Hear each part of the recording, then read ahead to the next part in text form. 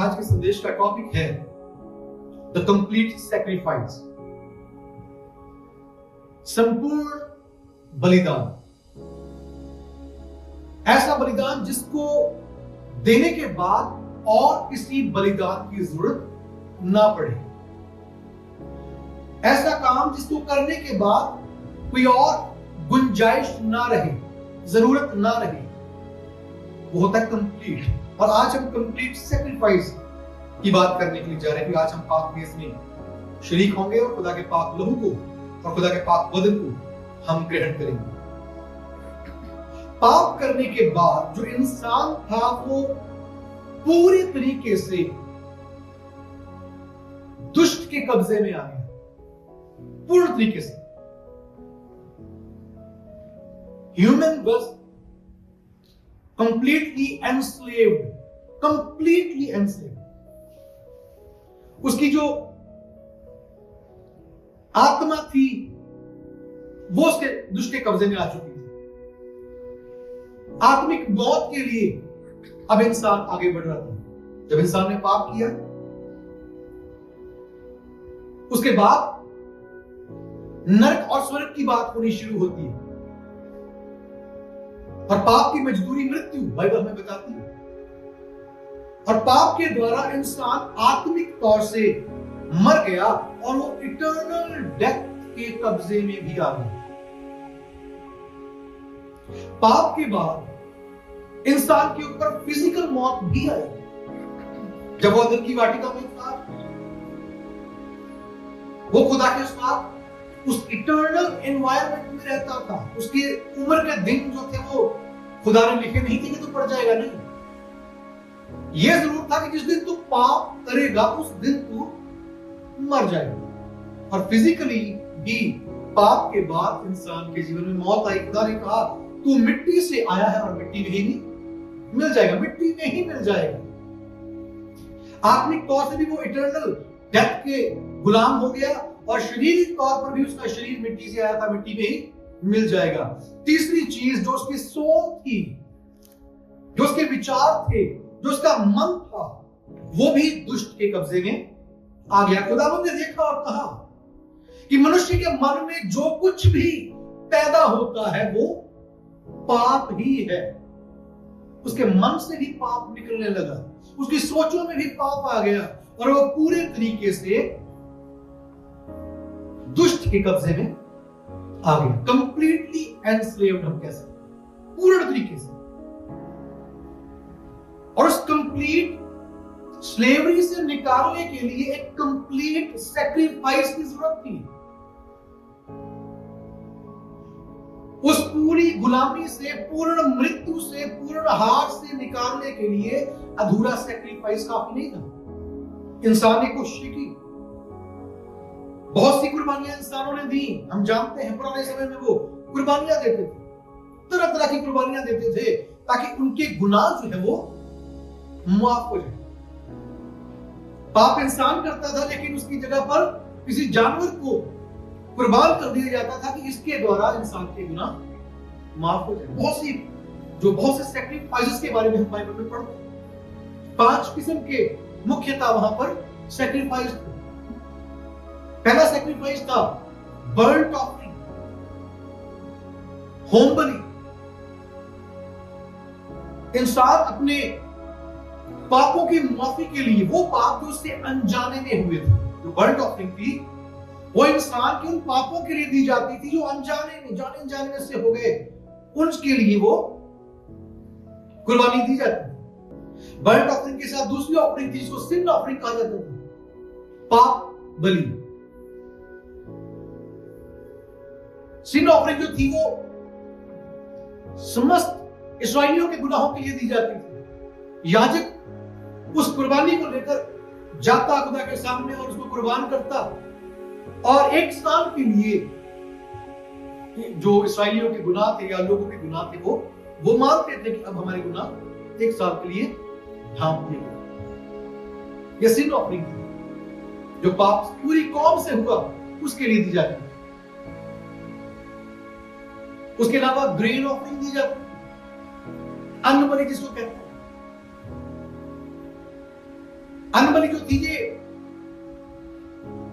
खुदा की जो प्रोविजन थी उसको मानने के लिए, खुदावन तेरा रहम, तेरी करुणा हम पर बनी हुई है, उसके लिए वो खुदा को अनबली चढ़ाते थे। हर साल लगातार ये चीज चलती रहती। फेलोशिप ऑफरिंग चढ़ाते थे, मेलबली, और मेलबली में ये लोग खुदा के साथ अपने रिश्ते को जो टूट चुका था उसको रिवाइव करने के लिए मेलबली चढ़ाई जाती थी। हमारी बुराइयों की वजह से, गुनाहों की वजह से जो दूरी खुदा और हमारे बीच में आ गई, उस दूरी को खत्म करने के लिए मेलबली चढ़ाते थे। हमारा मेल एक बार फिर से खुदा से हो जाए। लोगों के साथ मेल करने के लिए भी इस भेंट को चढ़ाया जाता था। जब ये मेलबली चढ़ाई जाती थी तो वो भोजन सबको खिलाया जाता था और ये माना जाता था इसके द्वारा हमारा मेल खुदा से भी हो गया और आपस में भी हमारा मेल जोड़ हो गया, जो दुनिया थी वो खत्म हो गई। पांचवी कुर्बानी थी गिल्ट ऑफरिंग, दोष बलि। अगर किसी व्यक्ति से इंडिविजुअली कोई पाप हुआ था, उस पाप की वजह से कोई कमजोरी, कोई बीमारी उसके शरीर में आ गई थी, जैसे 10 कोढ़ी यीशु मसीह के पास आते हैं, है ना, और यीशु मसीह उनसे कहते हैं कि जाकर अपने आप को याजक को दिखाओ। तो जब कोई पाप की वजह से किसी के जीवन में कोई बुराई, कोई बीमारी, कोई पाप होने से आ जाती थी, उसके लिए, उसके प्रायश्चित के लिए वो खुदा के सामने भेंट चढ़ाया करते थे। सालों साल ये प्रक्रिया चलती रहती, लोगों से गुनाह होते, गलतियां होती, बुराइयां होती, और वो बार बार खुदा के सामने जाते, बार बार वो चढ़ावा चढ़ाते, कुर्बानियां करते, अधूरी कुर्बानियां करते, और फिर से 1 साल के बाद उनको वो दोबारा करना पड़ता जो कुछ पहले किया था। कोई हल नहीं था इंसान के लिए। और फिर खुदा ने इस बात को देखा, तो बाइबल में लिखा है जब समय पूरा हुआ तो खुदावंद यीशु मसीह इस दुनिया में आते हैं। समय पूरा हुआ। अब वो समय पूरा हुआ, उसमें बहुत सी चीजें पूरी होनी थी। जब यीशु मसीह का जन्म हुआ, क्योंकि यीशु के जन्म से पहले वो सारी चीजें लिखी जा चुकी थी। यीशु का जन्म कब होगा, कैसे होगा, क्यों होगा, वो सारी चीजें पहले से लिखी हुई थी। और फिर प्रभु यीशु का जन्म हुआ। अब ये जो 5 किस्म की कुर्बानियां वो चढ़ाते थे, इसका एक सीक्वेंस था, और सीक्वेंस इसलिए बनाया गया था कि एक पापी जो है वो अपने पापों से मन फिराकर, पापों से शुद्ध होकर, खुदा के साथ रिश्ते में मजबूत होकर पूर्ण तरीके से अपने खुदा के पास पहुंच सके। जो दूरी हो चुकी है वो खत्म हो जाए और वो अपने खुदा के साथ जुड़ जाए। सबसे पहले पाप बलि और दोष बलि चढ़ाई जाती है ताकि इंसान के पाप जो है वो माफ हो जाए। उसके बाद ग्रेन ऑफरिंग चढ़ाई जाती है। इस बात को एक्नॉलेज करते थे खुदावन कि तू ही हमारे लिए प्रोवाइड करता है, तूने ही छुटकारा हमारे लिए दिया है। और आखिर में वो मेल बलि चढ़ाते थे कि हमारा खुदा के साथ रिश्ता जो है वो एक बार फिर से जुड़ गया है और जो दूरी थी वो खत्म हो गई। और इन कुर्बानियों को जब दिया जाता था तो उनका एक प्रॉपर तरीका था, एक प्रोसीजर था, एक प्रॉपर मेथड था। अब हम पिछले समय से शुरू हमने इस बात को किया है कि पुराने समय में, बिब्लिकल टाइम में हम देखते हैं पुराने टाइम में कि लोग अपने गुनाहों को मुआफ करवाने के लिए ये सब कुछ किया करते थे कि वो जानते थे कि अगर उनके पाप मुआफ नहीं हुए तो पाप की मजदूरी मौत में मारी जाएगी। अगर एक इंसान के गुनाह बने रहे, उसके गुनाह मुआफ ना हो, तो वो इटर्नल डेथ में चला जाएगा। ये संसारिक मौत तो कोई बड़ी बात नहीं है। कोई 70 साल, 80 साल, 100 साल जीकर इस दुनिया से चला जाता है, लेकिन उसके बाद असल जिंदगी शुरू होती है। अगर तो उस इंसान के गुनाह मुआफ हुए और उसका मिलाप खुदा से हो गया, तब तो वो इटर्नल लाइफ में चला जाता है। लेकिन अगर उसके गुनाह मुआफ नहीं हुए हैं, वो पाप में ही है, तो अपनी उस शारीरिक मौत के बाद वो इटर्नल डेथ में चला जाता है, अनंत मृत्यु। हालांकि वो मृत्यु नहीं है, उसमें मरेगा नहीं बंदा, उसमें जीवित ही रहेगा, आत्मा कभी नहीं मरेगा, जीवित रहेगा। लेकिन इटर्नल डेथ इसलिए बोला जाता है कि वहां पर खुदा से दूरी है, पीड़ा है, वहां पर रोना है, दांतों का पीसना है, चीखना चिल्लाना है, वहां पर बहुत बड़ा संकट है, इसलिए इसको डेथ बोला जाता है, डेथ का अनुभव है। और जब ये लोग अपने उस पाप से बचने के लिए कुर्बानी चढ़ाते थे तो उसका एक प्रॉपर मेथड था। पहली बात, वो जो कुर्बानी है जो चढ़ाई जानी है गुनाहों की मुआफी के लिए, वो पवित्र होनी चाहिए, कंप्लीट होनी चाहिए, अनब्लेमिश्ड होनी चाहिए। उस कुर्बानी में कोई भी पाप, कोई भी कमी, कोई भी गंदगी, कोई भी बुराई नहीं होनी चाहिए। जो भी वो कुर्बानी के लिए लाया गया, जो भी जानवर है, पक्षी है, जो भी है, वो कंप्लीट होना चाहिए, अधूरा नहीं। लंगड़ा जानवर नहीं हो सकता, एक आंख बंद वाला नहीं हो सकता, उसके अगर खुर में भी कोई थोड़ा सा भी कोई खराबी है वो नहीं दिया जा सकता, मतलब वो कंप्लीट होना चाहिए, शुद्ध, पाक और साफ होना चाहिए, पहली। दूसरी बात, बातें बड़ी सख्त है क्योंकि उस समय लोग ये करते थे। दूसरी बात, उस कुर्बानी का जो उसका शरीर का चमड़ा है वो पूरी तरीके से उतारना, उसकी स्किन रिमूव की जाएगी, तब उसको कुर्बान किया जाएगा और उसकी कुर्बानी दी जाएगी। तीसरी बात, उसके जोड़ जो है वो उसकी जगह से हिलने चाहिए, निकल जाने चाहिए। अलग अलग मेथड्स थे उसके लिए, लेकिन नक्शल में आपको बता रहा हूं जल्दी से, उसके जोड़ भी उसकी जगह से निकलने चाहिए। अगर ये जोड़ है मेरा कंधे का तो ये निकलना चाहिए अगर मेरी कुर्बानी होगी, उदाहरण के लिए। चौथी बात, उसका लहू जो है वो शहर के अंदर हैकल के पास बहना चाहिए। उस कुर्बानी का लहू शहर के अंदर जो हैकल थी उसके पास बहना चाहिए, लेकिन उस कुर्बानी का दिया जाना शहर से बाहर होगा। उस कुर्बानी को शहर से बाहर जाकर जलाया जाए। ये 5 मुख्य बातें थी जब वो पाप मुआफ करवाने के लिए उस कुर्बानी को दिया करते थे। और अद्भुत बात यह है कि जब प्रभु यीशु मसीह ने अपना बलिदान पूरे संसार के लिए, आपके लिए और मेरे लिए दिया, तो ये 5 बातें यीशु मसीह की कुर्बानी में पूरी होती हैं, जो कंप्लीटनेस एक सैक्रिफाइस देने के लिए जरूरी थी। यीशु के बलिदान ने वो 5 की 5 रिक्वायरमेंट्स को पूरा किया। और इसका जिक्र बाइबल के अलावा अलग जगहों पर भी हमें मिलता है, अलग ग्रंथों में भी मिलता है। भविष्य पुराण भी इस कुर्बानी का जिक्र करता है।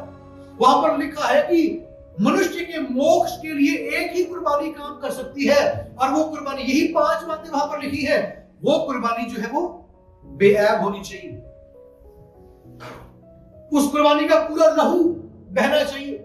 इसमें और भी पॉइंट्स हैं, लेकिन समय की वजह से मैं कम उस 3 चीजों को बोल रहा हूं। उसका पूरा लहू बहना चाहिए, उसको शहर के बाहर कुर्बान किया जाना चाहिए। और उसमें एक बात यह भी थी कि वो कुर्बानी जब दी जाएगी उसका जिंदा होना जरूरी है। अगर वो कुर्बानी जिंदा हो जाएगी तभी मनुष्य के पूरे पाप जो है वो मुआफ होंगे। और ये बात हमारे खुदावंद यीशु मसीह की कुर्बानी में, उनके बलिदान में पूर्ण तरीके से पूरी होती है। जब प्रभु यीशु मसीह इस संसार में थे, अपनी कुर्बानी से पहले वो इस बात को कहते हैं, कौन है जो मुझ में गुनाह साबित कर सकता है? यीशु मसीह बेगुनाह बेऐब थे, उन्हें कोई भी ब्लेमिश नहीं था, पाप रहित थे वो। जब यीशु मसीह को सलीब पर चढ़ाया जाना था, उससे पहले उनके शरीर पर 39 कोड़े मारे गए। अब कोड़ा शब्द सुनना बड़ा इजी लगता है, कोड़े मारे, पर आपको पता वो कोड़ा कैसा होता है? जरूर पता हो। हम बचपन से बाइबल को पढ़ते हैं, बचपन से बाइबल का अध्ययन करते हैं। वो कोड़ा जब यीशु मसीह के शरीर पर पड़ता था, 150 से 200 ग्राम मांस एक बार में शरीर से उतर जाता था। 150 से 200 ग्राम मांस। अगर 200 ग्राम मांस एक कोड़े में उतर रहा है, 39 कोड़ों में कितना मांस उनके शरीर से उतर गया वो हम अंदाजा लगा सकते हैं, हम उसका हिसाब किताब कर सकते हैं। यीशु मसीह के शरीर के ऊपर, ये जो हमारी ऊपर की स्किन है ना, जब उनको कोड़े मारे गए, उनके ऊपर की स्किन पूरी तरीके से उतर चुकी थी, चिथड़े उड़ चुके थे उनके जिस्म के। पैर से लेकर सर के बालों तक कोड़ों की मार से उनका शरीर पूरी तरीके से छील दिया गया था। उनका चमड़ा पूरी तरीके से उतार दिया गया था, क्योंकि ये रिक्वायरमेंट थी एक कंप्लीट सैक्रिफाइस का। पूरा जिस्म से चमड़ा उतारा जाना जरूरी है। बेहद बेहद खतरनाक और भयानक मौत थी वो जो यीशु मसीह ने हमारे गुनाहों को माफ कराने के लिए सही। जिन कांटों का ताज उनके सिर पर रखा गया वो कोई छोटे छोटे कांटे नहीं थे। हमारे हाथ में छोटा सा कांटा लग जाए, हमारे पांव में छोटा सा कांटा चुभ जाए, हमारी चीखें निकल जाती है। 2 से 3 इंच लंबे वो कांटे थे, जहरीले कांटे। 2 से 3 इंच कितने होते हैं? और बाइबल में लिखा जब उसके सिर पर वो कांटों का ताज रखा गया तो वो एक सोटी लेकर, एक काना लेकर उसके सिर पर मारते, जैसे हम कील रखकर ऊपर से हथौड़ी मारते हैं ना ठोकने के लिए, वही एक्सपीरियंस था। उन कांटों को यीशु के सिर पर रखकर ऊपर से वो डंडों से, कानों से उसको मार मार कर उन कांटों को उसकी खोपड़ी के, उसके सिर के अंदर चुभोते थे। बेबयान वो दर्द था जिसकी हम कल्पना नहीं कर सकते। जो कील यीशु के हाथों में गाड़े गए, पांव में गाड़े गए, 6 से 7 इंच लंबे वो कील थे। हमारे हाथ में कभी ट्राई करके देखना, शायद किया भी हो। हमारे हाथ में एक सुई की नोक चुभ जाए, हमारी जान पर बन जाती है। लेकिन उस कंप्लीट सैक्रिफाइस को देने के लिए यीशु के हाथ में 6-7 इंच लंबी कीलें गाड़ दी गई।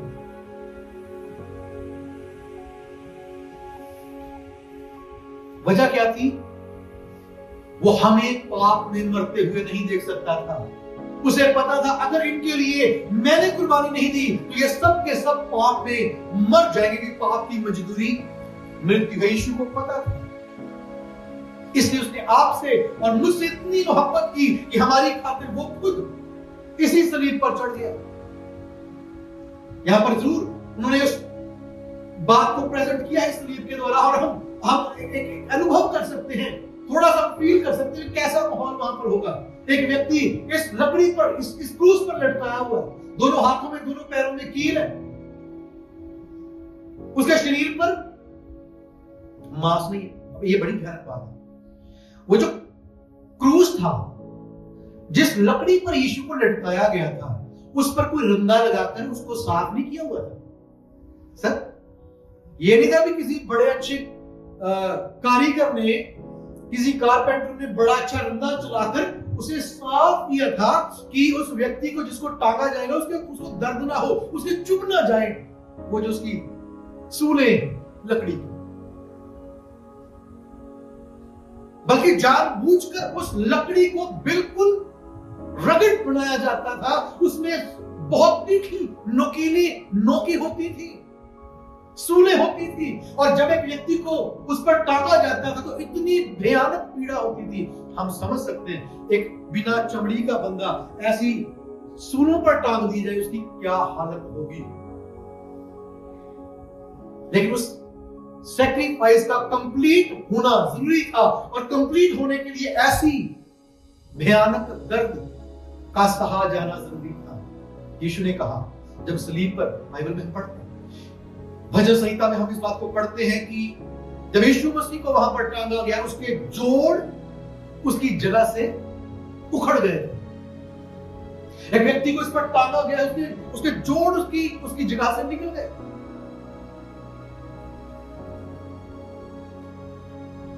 कैसा भयानक मंजर होगा। और यीशु को जो कोड़े मारे गए वो शहर के अंदर मारे गए। हम जानते हैं अर्ली मॉर्निंग उनको कैफा के सामने लाया गया, पिलातुस से बातचीत हुई और उसने बोला कोड़े मारे जाए। वहां पर उसको ले जाकर शहर के अंदर कोड़े मारे जाते हैं और कुर्बान करने के लिए यीशु को शहर से बाहर गोलगुता नामक पहाड़ी पर ले जाया जाता है। अपनी क्रूस खुद उठाकर यीशु को उस पहाड़ी पर चढ़ना। सोचकर देख सकते हैं, हमें कहीं थोड़ा सा वेट उठाकर, मान लीजिए बाहर हमारी गाड़ी में कुछ पड़ा हुआ है और उसको मान लीजिए 30-40 किलो की कोई चीज है और उसको उठाकर हमें इस जगह तक लाना है, वो बाहर पार्किंग से हमने अपने कंधे पर रखा हुआ सामान, 30-40 किलो सामान यहां पर लाने में हमारी क्या हालत होगी हम समझ सकते हैं। या मान लीजिए मैं बेसमेंट में जाना सामान लेकर बेसमेंट से उतरूंगा, हम भले चंगी होकर भी इतने 2-4-5 मिनट में एग्जॉस्ट हो जाएंगे, हमारी जान निकलने वाली हो जाएगी, हमारी समय सांस लेनी मुश्किल हो जाएगी। ये वो व्यक्ति जिसको 39 कोड़े मारे गए हैं, जिसके कांटे सिर में चुभ चुके हैं, उसका सारा लहू बह चुका है, उसके ऊपर उसकी क्रूस लादकर उसको ऊंची पहाड़ी पर चढ़ने के लिए बोला जाता है, क्योंकि उसको उस कंप्लीट सैक्रिफाइस को देने के लिए ये करना जरूरी था, ताकि आप और मैं पाप में मरना चाहिए। इसलिए यीशु मसीह ने उन सब बातों को अपने ऊपर, वो 5 तरह की अलग अलग कुर्बानियां थी, लेकिन उन 5 को यीशु ने अपने शरीर में, अपने जीवन में पूरा किया, ताकि आप और मैं पाप की मृत्यु ना मर जाए। यीशु ने संपूर्ण बलिदान दिया, तभी तो यूहन्ना 19:30 में यीशु ने इस बात को कहा, इट इज फिनिश्ड, टेटेलस्टाई। टेटेलस्टाई यीशु मसीह ने सलीब पर अपने आखिरी शब्दों में से एक शब्द बोला, उसका मतलब था पूरा हुआ, it is completed, it is finalised, nothing is left. ये टर्म जो टेटेलस्टाई है, इसको समझने के लिए अगर हम मान लो हमने कोई लोन लिया है, कोई लोन लिया हमने बैंक से, गाड़ी है हमारी, तो जब उसकी इंस्टॉलमेंट्स हम पे करते हैं, मान लीजिए उसकी 60 इंस्टॉलमेंट्स, तो मान लीजिए उसकी 58 इंस्टॉलमेंट्स जा चुकी हैं, उस वक्त तक 58 तो चली गई, लेकिन 2 बाकी है। जब तक वो 2 बाकी है, हम टेटेलस्टाई नहीं बोल सकते। 59 भी चली गई है, 1 बाकी है, टेटेलस्टाई नहीं बोला जा सकता। जब आखिरी किस्त अदा होती है, जब एक भी पाई बाकी नहीं बचती, एक भी रुपया बाकी नहीं है, एक भी लूनी बाकी नहीं है, जब सब कुछ दिया जा चुका है, तब ये बात बोली जाती है या लिखी जाती है, टेटेलस्टाई, अब सब कुछ अदा हो चुका है, सब कुछ पूरा हो चुका है। और यीशु ने जब सलीब पर इस बात को कहा टेटेलस्टाई, उसका मतलब यही था कि ये कंप्लीट सैक्रिफाइस दिया जा चुका है, अब कुछ भी बाकी नहीं। और इसका प्यार आपके और मेरे साथ था, इसीलिए उसने ये सब कुछ कहा। एक इंसान के जीवन के लिए, उसको जिंदा रहने के लिए, उसके शरीर को तंदुरुस्त ताकतवर रखने के लिए 2 चीजें जरूरी होती हैं, सॉलिड और लिक्विड, है ना। हम खाना खाते हैं, रोटी और पानी, सिंपल भाषा। अगर एक व्यक्ति सिर्फ रोटी खाता रहे, सॉलिड लेता रहे और वो पानी ना पिए, वो ज्यादा दिन जिंदा नहीं रह सकता। ऐसा ही क्या रह लेगा, बहुत बिना पानी के रह लेगा, नहीं रह सकता, जरूरी है उसको। अगर वो केवल लिक्विड ले, पानी ही पीता रहे, जल पीता रहे और सॉलिड उसके शरीर में ना जाए, तो भी वो ज्यादा टाइम नहीं निकाल सकता। उसके लिए खुराक भी जरूरी है, उसके लिए पानी भी जरूरी है, और उसका प्रोसेस है। जब हम वो चीज खाते हैं, वो चीज पीते हैं, वो चीज हमारे शरीर में जाकर उस पर काम होता है, उस भोजन के ऊपर, उस पानी के ऊपर, और उसका जूस हमारे शरीर में निकलता है, और अंदर से वो जूस ग्लूकोज के रूप में हमारे शरीर में लहू के द्वारा पहुंचता है। ऐसे ही मेडिकल प्रोफेशन वाले को ज्यादा अच्छे से इस बात को जानते हैं।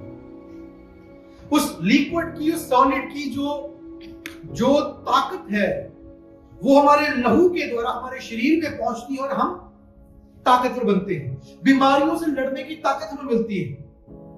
अगर हम वो ना लें, इन्फेक्शन हो जाएंगे, बीमारियां लग जाएंगी। कई बार ये भी कहते हैं अगर कोई हॉस्पिटल में ड्यूटी करता है उसे खाली पेट नहीं जाना चाहिए। वजह क्या है? खाली पेट जाएंगे इन्फेक्शन जल्दी पकड़ लेगा। मतलब सिंपल भाषा में ये, इंसान की जिंदगी के लिए सॉलिड और लिक्विड लिया जाना जरूरी है, उसका हमारे शरीर में जाना जरूरी है। लेकिन ये भी बात उसके साथ, ये प्रोसेस ये है, कुछ हिस्सा उसका हमारे शरीर को ताकत देता है, लेकिन वेस्ट हमारे शरीर से बाहर निकल जाता है। निकलता है ना वेस्ट, निकल जाता है। सॉलिड भी निकल जाता है, लिक्विड भी निकल जाता है, अगर वो वेस्ट ना निकले।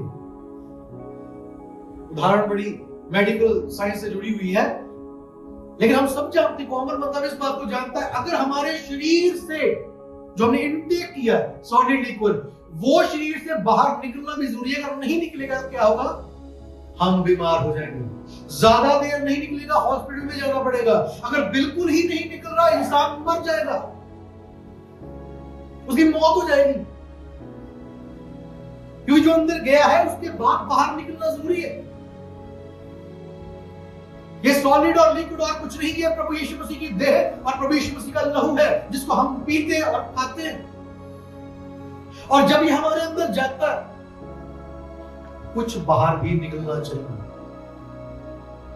जब ये सॉलिड और लिक्विड हमारे अंदर जाता है, हमारे अंदर से पाप बाहर निकलता है, हमारे अंदर से गंदगी बाहर निकलती है, हमारे अंदर से बुरी सोचें बाहर निकलती है, हमारे अंदर से बुरी अभिलाषाएं बाहर निकलती है। अगर ये भी अंदर है, वो भी अंदर भरा हुआ है, मामला फिर भी खराब है, मौत फिर भी हो जाएगी। अगर इसके अंदर जाने के बाद जो बाहर निकलने वाला था बाहर ना निकले, तब भी हम खतरे में। इसलिए इस प्रोसेस का सही तरीके से काम करना जरूरी है। तभी तो पौलुस रसूल इस बात को पहला कुरिन्थियों 11 अध्याय उसकी 27-30 आयत में बताता है कि तुम्हें इसे उचित रीति से लेना है, इसका उचित प्रोसेस फॉलो किया जाना जरूरी है। आज जब हम इस पाक निर्मल शरीर होते हैं, इसको खाते और पीते हैं, इस समझ के साथ कि ये वो कंप्लीट सैक्रिफाइस है जो आपके और मेरे लिए दिया गया है। इस सैक्रिफाइस के बाद इससे बड़ा सैक्रिफाइस और कोई नहीं है जो हमारे गुनाहों की माफी के लिए दिया जा सके। ये अल्टीमेट सैक्रिफाइस है जो खुदा ने खुद अपनी कुर्बानी देकर हमारे लिए दिया, और इस मेज पर उस कुर्बानी को खुदा ने रखा है। और जब आज इस कुर्बानी में से हम लेते हैं, उस सोच के साथ, उस समझ के साथ, ये कंप्लीट है, इसको पूरे आदत के साथ हमें लेना है, पूरे रेवरेंस के साथ लेना है। हर एक वस्तु को, हर एक एलिमेंट को हम एक ही तरीके से नहीं खा सकते। हर एक एलिमेंट, हर एक भोजन की खाने की एक अलग प्रक्रिया है, अलग तरीका है, अलग आदर है। आप सब इस बात को जानते हैं कि हम सब विश्वासी हैं, लेकिन फिर भी एक रिमाइंडर, जिस तरीके से हम पॉपकॉर्न खाते हैं उस तरीके से हम इस मेज को खा सकते हैं। पॉपकॉर्न खाने का तरीका क्या होता है? ऐसे उठाया, ऐसे मुंह में डाला, खा लिया। रोटी को हम अलग तरीके से खाते हैं, लेकिन जब पाक मेज की बात आती है, वो रेवरेंस हमारी इस लेने की एक्टिविटी में भी दिखाई देना चाहिए कि हम पाक मेज खुदा के बदन को ले रहे हैं। वो आदर, वो दीनता, वो नम्रता, वो रिस्पेक्ट हमारे लेने के द्वारा, इस कप को उठाने के द्वारा नजर आनी चाहिए। हमें तो आई है, खुदा को भी पता चले कि वाकई ये बेटा, ये बेटी मेरे बदन का, मेरी कुर्बानी का आदर करता है। इसे पता है, उचित रीति से लेना जानता है। तभी तो बाइबल में लिखा है जो अनुचित रीति से लेते हैं उनमें से कई बीमार पड़ गए, कहीं सो ही गए, सो गए मतलब मर गए। तो आज जब इस पाक मेज में शरीक होते हैं, आइए हम अपनी आंखों को बंद करें और इस पाक मेज में इस खुदा की संपूर्ण बलिदान को लेने के लिए अपने आप को तैयार करें।